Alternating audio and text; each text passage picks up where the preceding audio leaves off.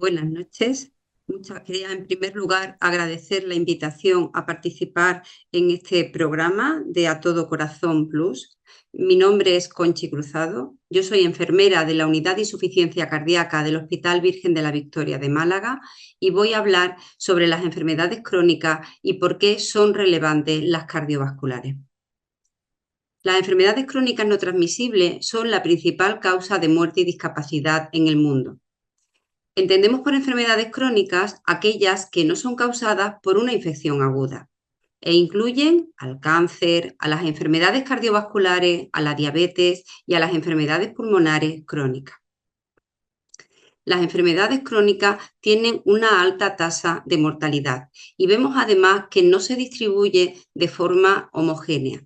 Son las enfermedades cardiovasculares las que, según la Organización Mundial de la Salud, suponen un mayor número de mortalidad al año. Se estima que el 17,9 millones de personas fallecen cada año por enfermedades cardiovasculares, seguido de las enfermedades relacionadas con el cáncer, que serían 9 millones de personas al año. En tercer lugar estarían las enfermedades pulmonares crónicas y finalmente las enfermedades ocasionadas o relacionadas con la diabetes.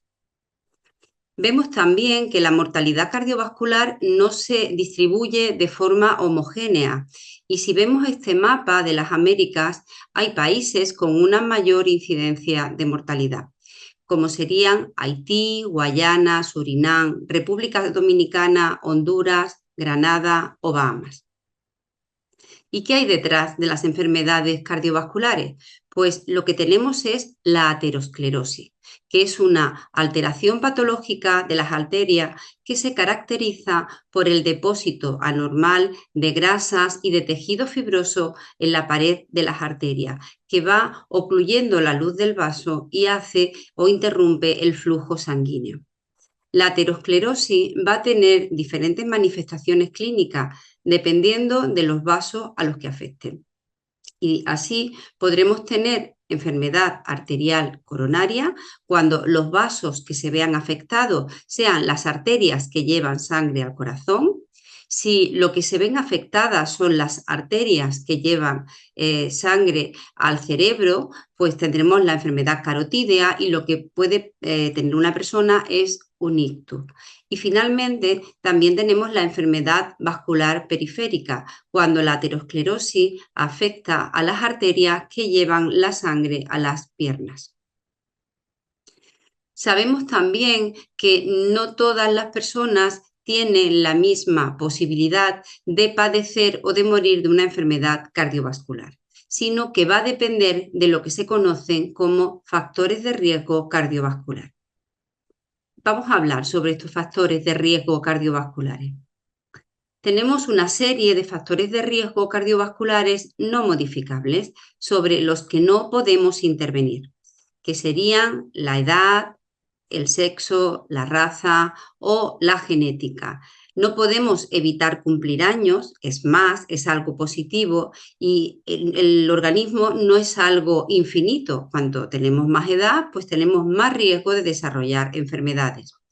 También se sabe que los hombres tienen un mayor riesgo de tener enfermedades cardiovasculares.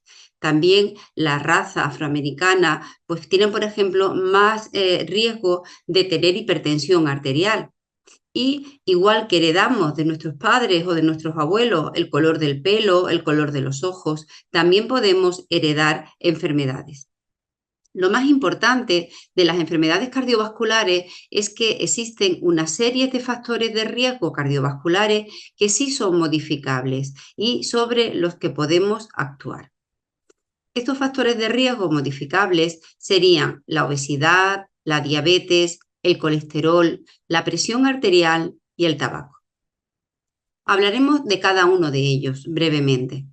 Sabemos que entre el 20,7 y el 56,4% de las personas entre 30 y 79 años tienen hipertensión arterial.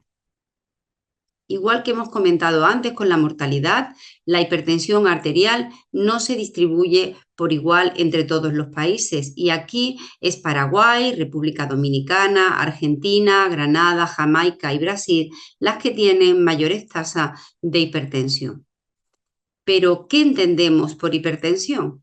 Pues decimos que una persona tiene hipertensión cuando tiene una cifra de presión arterial de forma repetida por encima de 140-90 milímetros de mercurio. O también decimos que es hipertensa una persona que toma tratamiento para controlar la hipertensión. Es importante que todas las personas mayores de 40 años tomen al menos una vez al año su presión arterial para detectar de forma precoz la hipertensión.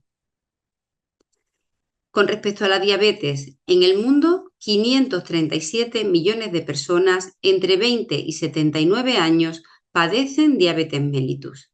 Esto representa el 10,5% de la población mundial. Y sabemos también que hay una serie de factores de riesgo asociados a una mayor incidencia de diabetes mellitus. Estos factores son la obesidad, un índice de masa corporal por encima de 30 kilogramos metro cuadrado. También no es igual toda la obesidad. Se sabe que la obesidad central es la que tiene mayor riesgo de desarrollar una diabetes mellitus, porque esa grasa que se deposita en la cintura es la que va a hacer que la persona tenga una resistencia a la insulina. En hombres se considera que el perímetro de cintura debe ser menor de 94 centímetros y en mujeres por debajo de 80. Y como hemos comentado antes, la historia familiar también depende. Si nuestras madres, si nuestros padres o nuestros abuelos fueron diabéticos, es más probable que nosotros desarrollemos también una diabetes. En tercer lugar estaría la obesidad. Según la Organización Mundial de la Salud, 1 de cada 8 personas tiene obesidad. Entendemos por obesidad cuando una persona tiene un índice de masa corporal por encima de 30 kilogramos metro cuadrado. Esto es, lo que se mide es la relación que hay entre el peso de una persona y su altura.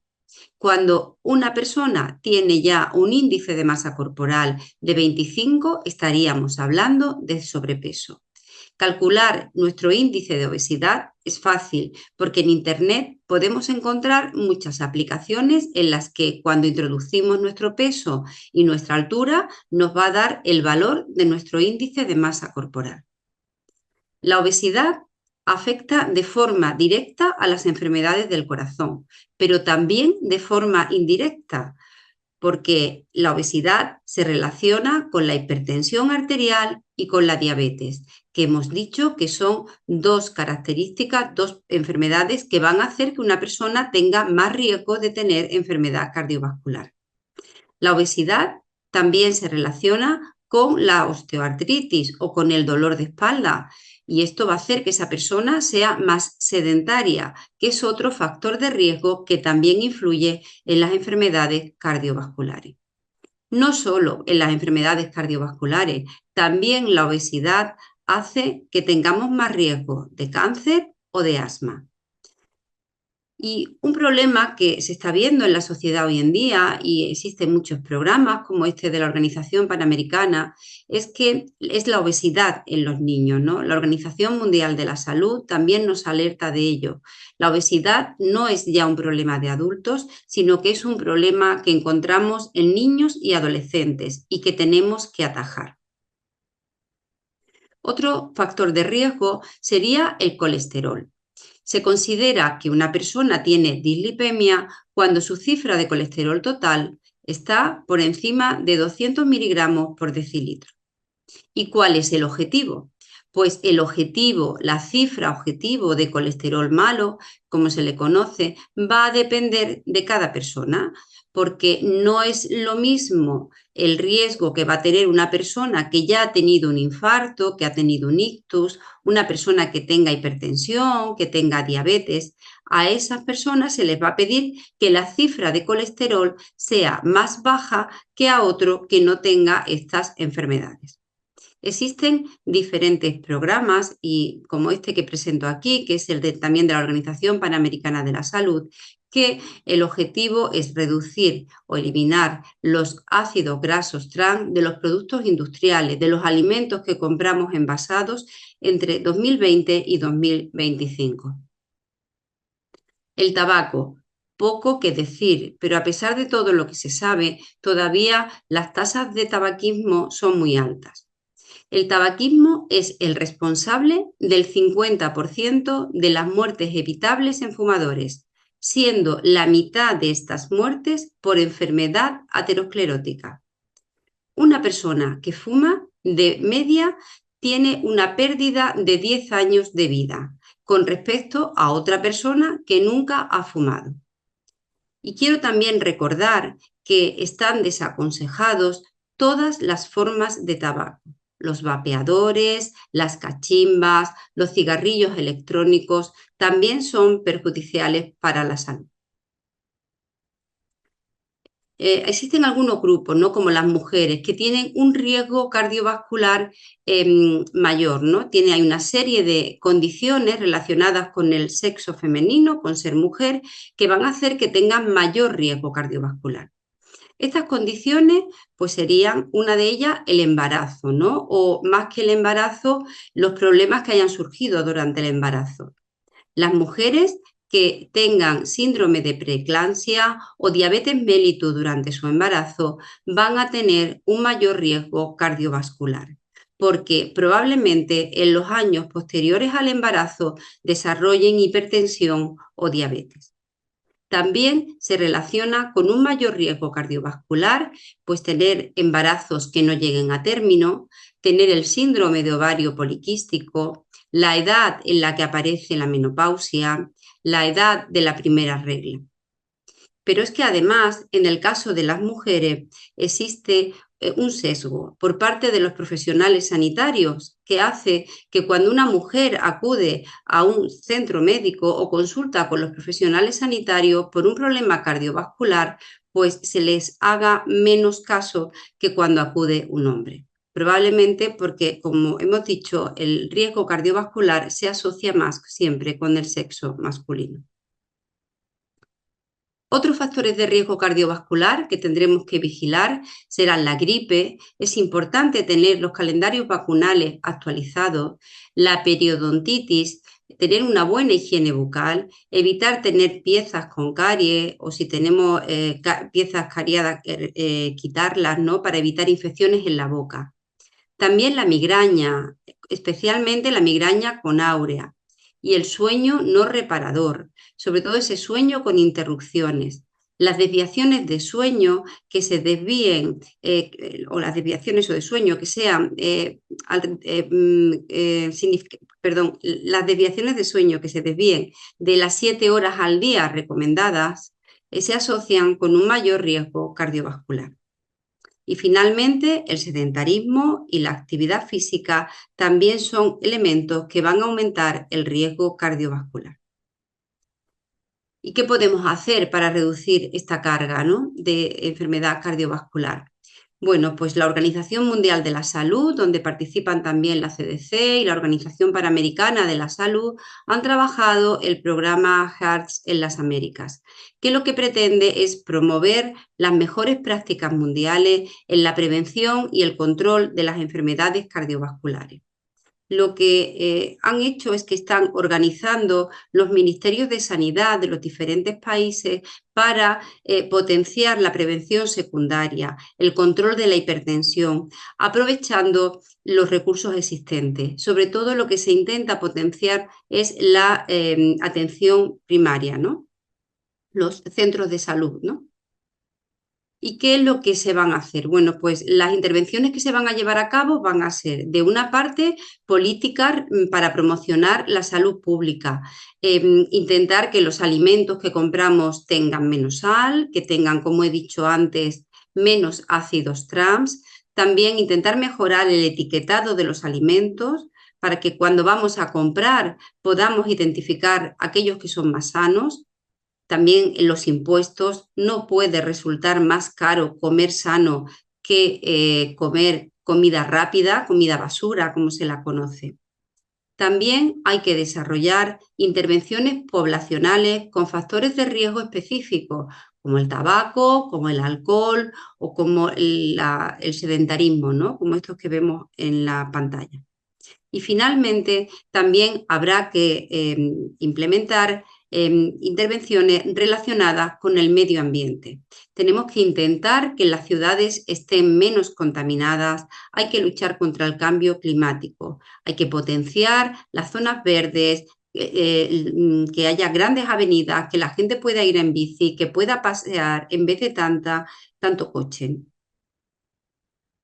Y esto no es nada nuevo, esto que estamos comentando, que se está implementando, porque desde hace años se vienen desarrollando diferentes modelos de atención a pacientes crónicos, que lo que nos dicen es que la atención de pacientes crónicos discurre en tres planos que se superponen. De una parte, la comunidad, con sus políticas y con sus recursos públicos y privados. De otra parte, el sistema de salud, la forma en que se organiza la asistencia sanitaria. Y finalmente, un nivel de práctica clínica en el que van a coincidir los pacientes y los profesionales. Y los pacientes tienen que ser agentes activos, tienen que conocer su enfermedad, tienen que liderar el proceso de su enfermedad. Esto no viene a decir más que cuando un paciente tiene un infarto, ingresa en un hospital, le ponen un stent y se marcha de alta con su informe de alta, con su informe, con su medicación. A veces tenemos la sensación de que nuestro problema de salud pues se ha solucionado. Y no es así. En el caso de las enfermedades cardiovasculares, nuestro problema de salud no ha hecho más que empezar. Tenemos que iniciar una serie de cambios en nuestro estilo de vida, ¿no? Tenemos que conocer esa enfermedad, saber que es una enfermedad crónica, que es para toda la vida. Tenemos que aprender a conocer qué es normal y qué no es normal en esa enfermedad, cuándo tenemos que consultar con los profesionales sanitarios, qué tratamiento y por qué tenemos que tomar medicinas y cambios en nuestro estilo de vida, pues relacionados con hacer una alimentación más saludable, con tener más actividad física y con eliminar esos hábitos tóxicos como el tabaco o como el alcohol. Pero no solamente hay que potenciar la educación terapéutica, sino que también habrá que trabajar la adherencia a ese plan terapéutico, la adherencia al tratamiento farmacológico y al no farmacológico. Porque esto que parece tan obvio no es así. Y nos dicen los estudios publicados que cuando una persona tiene un infarto, que es algo que tiene mucho impacto porque uno cree que se va a morir, a los 3 meses del infarto, solo entre el 66 y el 72% de los pacientes siguen tomando su tratamiento y continúan con esos cambios de estilo de vida saludable. Pero es que a los 2 años, solo el 25% de los pacientes tiene adherencia al régimen terapéutico. ¿Y cuáles son las causas de esta falta de adherencia? Pues hay una revisión de la Cochrane que traigo aquí que nos dicen que los motivos de esta falta de adherencia son diversos. Hay motivos que dependen del sistema de salud, de una comunicación deficiente entre el profesional sanitario y el paciente. También las visitas son cortas, ¿no? Hay a veces falta de acceso por parte de los pacientes a los sanitarios. Encontramos también otras causas relacionadas con el paciente, como la edad. Pues si una persona es mayor, probablemente le cueste más trabajo implementar cambios en su estilo de salud y en su estilo de vida y seguir, ¿no? Y tomar el tratamiento de forma correcta. También las creencias culturales. Pero yo creo que una de las cosas que más tiene que ver con la falta de adherencia al régimen terapéutico en las enfermedades cardiovasculares es la condición asintomática de la enfermedad. Es una enfermedad que no da síntomas, que no nos duele, que no nos ocasiona ninguna minusvalía física. Por lo tanto, es fácil pensar que no tenemos ninguna enfermedad. También influyen aspectos relacionados con la depresión, con el deterioro cognitivo. Otras causas se relacionan con el tratamiento, porque a veces el tratamiento es complejo, sobre todo en algunas patologías como la insuficiencia cardíaca, que son pacientes mayores con muchas comorbilidades. Los fármacos tienen efectos adversos y es más fácil dejar de tomar una pastilla que nos sienta mal que consultar con el médico y pedir que nos la cambie por otro fármaco. Y finalmente, no nos podemos olvidar de las causas socioeconómicas, el bajo nivel educativo, la falta de alfabetización en salud y el coste también de la medicación son también barreras para mejorar la adherencia al régimen terapéutico. Estos cambios de los que estamos hablando no es algo que sea empírico, ¿no? Que no lo estemos inventando. Mirad, hay las guías de práctica clínica son documentos de consenso que se publican periódicamente en el que se recogen los avances que se realizan sobre el mejor tratamiento para los pacientes que tienen enfermedades cardiovasculares.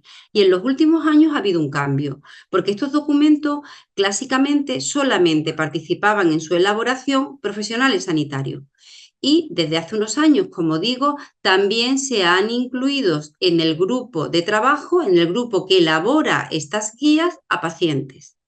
¿Por qué? Porque se sabe que si queremos reducir la carga de enfermedad cardiovascular, los profesionales sanitarios, las enfermeras y los médicos tenemos que individualizar las decisiones terapéuticas. Tenemos que coordinarnos con los pacientes y individualizar las intervenciones y los objetivos a cada persona. No vale con dar recomendaciones generales, porque las condiciones de una persona no tienen nada que ver con la de la que está al lado. Esto no solo se recoge en las guías de riesgo cardiovascular, también, por ejemplo, en estas guías que se publicaron este año pasado de diabetes. Nos hablan de que los cuidados tienen que estar centrados en la persona y, como ven en la imagen, hay médicos, hay pacientes, pero también en esta guía nos habla del papel de los cuidadores. No podemos olvidarnos de los cuidadores. ¿Y podemos conseguirlo? ¿Esto es fácil o es algo utópico?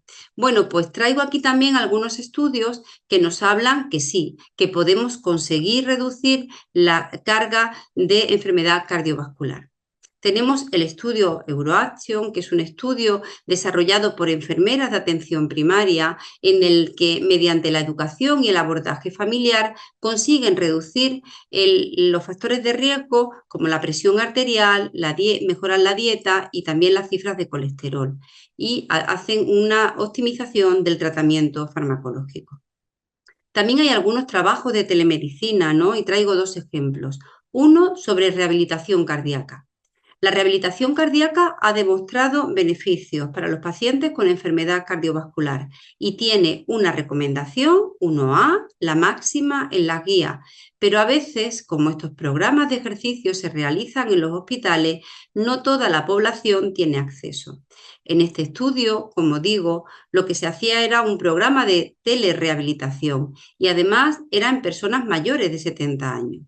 Y mejoraron la capacidad funcional, redujeron la mortalidad y las hospitalizaciones.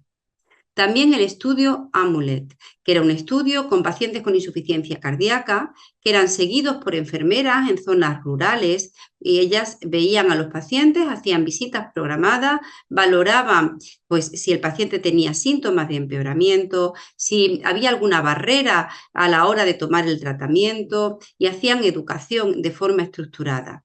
Redujeron en un 31% las hospitalizaciones y los reingresos. Estas enfermeras trabajaban con el soporte a través de telemedicina de cardiólogos. Y finalmente, el estudio ETIFIC, que es un estudio que se desarrolló aquí en España, en el que también las enfermeras conseguían optimizar el tratamiento farmacológico, mejorar el autocuidado y la calidad de vida de los pacientes con insuficiencia cardíaca. Y no podemos olvidarnos que además de estos estudios en los que trabajan profesionales sanitarios, tenemos las asociaciones de pacientes que también van a ayudar a ese empoderamiento de los pacientes con insuficiencia, perdón, con enfermedad cardiovascular. También las sociedades científicas. Yo traigo aquí la Asociación Española de Enfermería en Cardiología o la Fundación Española del Corazón, que como saben tienen revistas, tienen una página web en la que hay información, hay cursos para que puedan realizar los pacientes y mejoren el conocimiento de su enfermedad cardiovascular. Para terminar, las enfermedades cardiovasculares, recordemos, son una enfermedad crónica, son para siempre. No solo si queremos, si queremos reducir la carga de enfermedad cardiovascular, tenemos que trabajar de forma coordinada los profesionales sanitarios, los pacientes y los cuidadores. Y mejorar la capacidad de autocuidado de la población modifica el estado de salud del paciente, pero también va a mejorar su calidad de vida. Muchas gracias.